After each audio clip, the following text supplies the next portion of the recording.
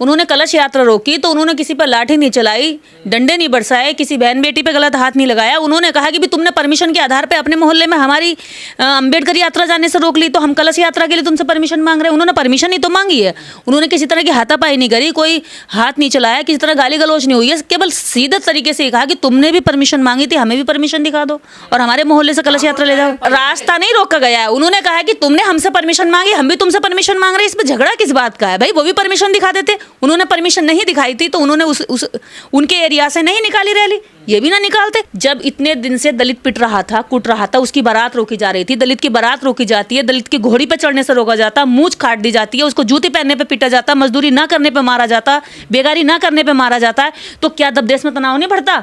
आज एक घटना से तनाव आप बता रहे हैं, लेकिन इतनी घटनाएं दलितों के साथ होती तब देश के अंदर तनाव नहीं बढ़ता? क्या तनाव केवल तभी बढ़ता है जब दलित अपने अधिकार की बात करता है, जब सही बात करता है, तर्क की बात करता है, तब देश के अंदर तनाव नहीं बढ़ता? जब देश के अंदर ये लोग मार के पीट के फेंक दिए जाते हैं, थाने में इनकी FIR तक नहीं लिखी जाती, तब तनाव नहीं बढ़ता? जब कोर्ट में इनके केस चलने से पहले ही इनको जो है बैठ करके समझौते करा के इनको डरा धमका के पीछे भगा दिया जाता है। जिस दलित समाज ने आज हिम्मत दिखाई है ये कहने की कि जब तुमने हमारी बाबा साहब अम्बेडकर की जयंती को ये कहते हुए रोक दिया कि परमिशन नहीं है, तो आज उन्होंने कलश यात्रा को रोक दिया कि क्योंकि तुम्हारे पास भी परमिशन नहीं है। बात परमिशन की, क्योंकि परमिशन की आड़ लेकर के पूरे देश के अंदर अम्बेडकर जयंतियों को रोका जाता है। परमिशन की आड़ लेकर के बहुत सारे लोग जो मनाना चाहते हैं, जिनकी आस्था है, जो लोग बहुत ही श्रद्धा के साथ में बाबा साहब अम्बेडकर की जयंती का इंतजार करते हैं और जयंती मनाते हैं, तो उनको परमिशन के नाम पर अटैक किया जाता है, उनको मारा पीटा जाता है, जयंती रोक दी जाती है, रैलियां रोक दी जाती हैं।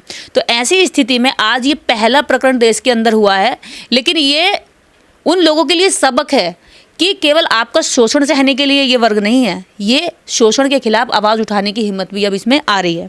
और यही कारण है कि एटा में ये केस देखने को मिला है कि इन्होंने कलश यात्रा रोक दी। अब बात यह है कि कलश यात्रा इन्होंने एक जगह की रोकी, या उन्होंने जैसे तर्क उन्होंने दिए वैसे ही तर्क के आधार पर इन्होंने बात करी। उन्होंने कोई मारपीट नहीं करी, किसी को घोड़ी से चढ़ने से नहीं रोका, किसी की व्यक्तिगत उसमें काम में टांग नहीं अड़ाई। ठाकुर को भी ये बात समझनी चाहिए, क्षत्रिय वर्ग को। क्षत्रिय समाज इस बात को नहीं समझ रहा है कि आपके कंधे पे धर्म की बंदूक रख के चलवाई जा रही है और आपसे जो है दलितों से लड़वाया जा रहा है, क्योंकि दलित कमजोर है। दलित आपके गाँव में, आपके खेतों में मजदूरी करता है, वो कमजोर है, उससे लड़वाया जाता, उस पर तानाशाही दिखाकर आपसे कहा जाता है कि आप बहुत बड़े क्षत्रिय हो गए क्योंकि आपने कमजोर को सता लिया।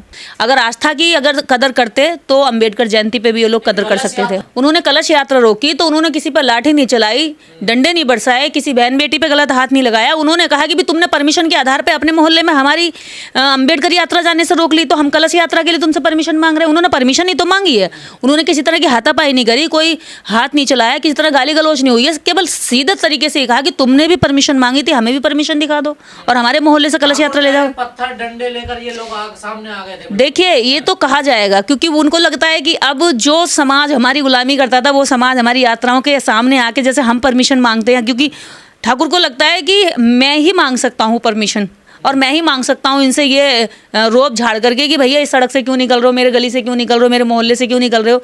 दलित नहीं कर सकता। जवाब दिया है, जवाब नहीं है, ये क्रांति की शुरुआत है, ये यहीं से होगी। जब दबे कुचले पिटने छितरे कुटने वाली जो समाज है, जो बहुत बड़ी संख्या है, जब वो ये कहने लगे कि बस बहुत हुआ, अब हमसे बर्दाश्त नहीं होगा। देश में खबर चलाई जा रही है कि जाटवों ने ठाकुरों की कलश यात्रा रोक दी। देखिए, मैं एक बात सीधी सीधी कह दूं, ये जो खबर चलाने वाले कौन है? ब्राह्मण वर्ग, क्योंकि वो चाहते हैं कि नफरत किससे किसकी बन जाए। जाटवों से ठाकुर लड़े और ब्राह्मण दूर बैठ के तमाशा देखे, ये पिटे, चाहे ठाकुर पिटे चाहे दलित पिटे, दोनों के पिटने पे किसका मजा आएगा? ब्राह्मण का मजा आएगा। हमारी यात्रा वो जो भी हुआ है वो एक तरह का प्रशासन के लिए भी एक बहुत बड़ा संदेश है कि भाई आप लोग इनकी यात्राएं तो बहुत जल्दी रोक देते हो, तुरंत रोक देते हो, भगा देते हो, मारपीट कर देते हो, डरा देते हो। क्या आपके अंदर दम है कि बिना परमिशन के देश भर में कलश यात्रा निकली है, बिना परमिशन के कथाएं हो रही हैं, बिना परमिशन के जगह जगह लोग धार्मिक रैली निकाल रहे हैं, इनके कितने परमिशन होती है? ये बिना परमिशन के हो जाते हैं। जागरण बढ़ेगा ना। देखिए, जब इतने दिन से दलित पिट रहा था, कुट रहा था, उसकी बारात रोकी जा रही थी, दलित की बारात रोकी जाती है, दलित की घोड़ी पे चढ़ने से रोका जाता, मूंछ काट दी जाती है, उसको जूती पहनने पे पीटा जाता, मजदूरी ना करने पे मारा जाता, बेगारी ना करने पे मारा जाता है, तो क्या तब देश में तनाव नहीं बढ़ता? आज एक घटना से तनाव आप बता रहे हैं, लेकिन इतनी घटनाएं दलितों के साथ होती तब देश के अंदर तनाव नहीं बढ़ता? क्या तनाव केवल तभी बढ़ता है जब दलित अपने अधिकार की बात करता है, जब सही बात करता है, तर्क की बात करता है, तब देश के अंदर तनाव नहीं बढ़ता? जब देश के अंदर ये लोग मार के पीट के फेंक दिए जाते हैं, थाने में इनकी FIR तक नहीं लिखी जाती, तब तनाव नहीं बढ़ता? जब कोर्ट में इनके केस चलने से पहले ही इनको जो है है बैठ करके समझौते करा के इनको डरा धमका के पीछे भगा दिया जाता है, तब तनाव नहीं चलता। दलित की बेटी मार दी जाती है, रेप कर दी जाती है, उसको जिंदा तक जलाया जाता है बेटियों को, तब तनाव नहीं बढ़ता। तनाव क्यों रोक रहे हैं जाट? आपके रास्ता कौन रास्ता नहीं रोका गया है, उन्होंने कहा है कि तुमने हमसे परमिशन मांगी, हम भी तुमसे परमिशन मांग रहे हैं, इसमें झगड़ा किस बात का है भाई? वो भी परमिशन दिखा देते, उन्होंने परमिशन नहीं दिखाई थी तो उन्होंने उनके एरिया से नहीं निकाली रैली, ये भी ना निकालते। तनाव और लड़ाई झगड़ा करने के लिए खुद ये लोग गए धर्म का नाम लेकर के। धर्म क्या है? धर्म है कि आप दूसरों में शांति और करुणा मैत्री का भावना पैदा करें। धर्म ये नहीं है कि दूसरे से दंगा करने निकल जाएं। धार्मिकता ये है कि जो दूसरे के दर्द को पहले समझा जाए, दूसरे की प्रति भावनाओं संवेदनाओं को जागरूक रखा जाए। ये कलश के लिए लड़ सकते हैं, लेकिन किसी दलित बेटी के ऊपर हुए अत्याचार के खिलाफ नहीं लड़ सकते।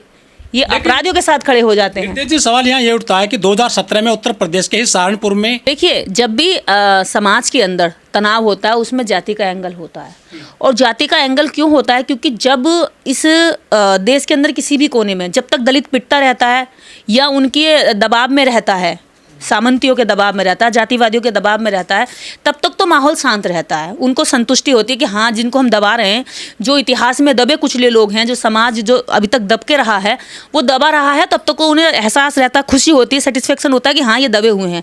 लेकिन जैसे ही वो कहने लगता है कि मैं भी कुछ हूँ, मैं भी खुद को साबित करना चाहता हूँ, मेरी भी कुछ भावनाएं हैं, मैं भी धार्मिकता की भावनाएं रखता हूँ, मेरी भी कुछ भावनाएं किसी के साथ जुड़ी हुई हैं, अगर उस दलित समाज की भावनाएं बाबा साहब अम्बेडकर के साथ जुड़ी हुई हैं तो इससे नफरत क्यों है?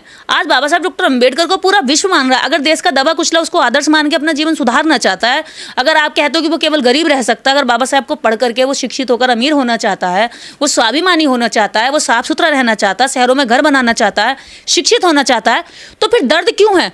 दर्द किसको है? ना जैन को है, ना पारसी को है, ना मुस्लिम को है, ना सिख को है, केवल एक वर्ग को क्यों है? जो सामंती जो जातिवादी लोग हैं, जातिवादी लोगों को बाबा साहब से नफरत, जातिवादी लोगों को दलितों की घोड़ी से नफरत, जातिवादी लोगों को बहन बेटियों के शिक्षित होने से, बाहर निकलने से और आगे नौकरी करने से नफरत। अरे रिजर्वेशन से तुम्हें नफरत, बाबा साहब की जो ख्याति है उससे तुम्हें नफरत। तो ये नफरत से देश के अंदर तुम क्या सिखाना चाहते हो? नफरत दोगे तो नफरत ही मिलेगी। अब ये क्षत्रियों को, ठाकुरों को पता होना चाहिए, अब इन्हें एहसास हो रहा है कि जब तुम उनकी बारातें रोकते हो, उनके आयोजनों को रोकते हो, उनके आयोजनों में जाकर उत्पात मचाते हो। तो आपको पता होगा इसी एटा एरिया में जब कथा हो रही थी, बौद्ध कथा हो रही थी, तो ऐसे ही जातिवादी लोगों ने जाकर उत्पात मचाया था, तस्वीरें तोड़ दी थी, पानी फेंक दिया था, कुर्सियां तोड़ दी थी, टेंट मतलब छिन्न भिन्न कर दिया था। और जबकि परमिशन के साथ में वो कथा हो रही थी, उसके बावजूद उनको भगा दिया और प्रशासन कुछ नहीं कर पाया, मजबूर होकर बैठ गया। यहाँ तो जातियों ने किसी को ना तोड़ा, ना मारा, ना कुछ करा, क्योंकि ये लोग शांत लोग हैं, ये शांत जाति है, ये केवल अपने विचारों से क्रिया की प्रतिक्रिया करती है, ये दमन के खिलाफ तार्किक रूप से अपना जवाब देती है, ना कि ये हमला करती है। अच्छी बात है, जातिवाद करने से डरिए, ये तो बहुत अच्छी बात है। अगर ठाकुर जातिवाद करने से डर रहे हैं तो ये अच्छी बात है, समझदारी है ये। तुम डर के रहिए इस बात से कि तुम जातिवाद ना कर जाओ, क्योंकि तुम्हारे जातिवाद करने से इस देश के अंदर जो धर्म का सबसे बड़ा ठेकेदार ब्राह्मण, देखिए इस देश के अंदर सारे मंदिरों पर कब्जा किसका है? दलित ने तो तुम्हारे साथ कोई छल किया ही नहीं। दलित क्या छल करेगा? वो तो केवल ये चाहता है कि मैं स्वाभिमान से जीना चाहता हूँ, और उसमें भी तुम उसमें तलवार लेकर, लाठी लेकर, डंडा लेकर, पत्थर लेकर खड़े हो जाते हो और जाति का अहंकार लेकर खड़े हो जाते हो कि नहीं, दलित सम्मान से नहीं जी सकता। भाई क्यों नहीं जी सकता दलित सम्मान से? तो एटा में जाटों ने कहा आप उनके साथ हैं, खड़ी हैं, समर्थन में। देखिए, मैं तो बिल्कुल साथ दूंगी। क्यों साथ दूंगी? क्योंकि मैं इस बात का साथ दूंगी कि आप अगर परमिशन के आधार पर दूसरे को रोक सकते हो तो परमिशन के आधार पर तीसरा भी आपको रोक सकता है। जब आपने किसी को रोका है तो वो भी रोक सकता है। ये बात सही है, क्योंकि अगर आप किसी की धार्मिक, उनकी भी देखिए, आज दलितों की भावनाएं, मानवतावादियों की भावनाएं, दुनिया के अंदर जितने भी लोग मानवतावादी, समानतावादी, उनकी भावनाएं बाबा साहब डॉक्टर अम्बेडकर से जुड़ी हुई हैं। अगर बाबा साहब डॉक्टर अम्बेडकर के साथ उनकी भावना जुड़ रही हैं और वो उसका कोई आयोजन कर रहे हैं तो उस आयोजन को भी भावनात्मक आयोजन कहा जाएगा।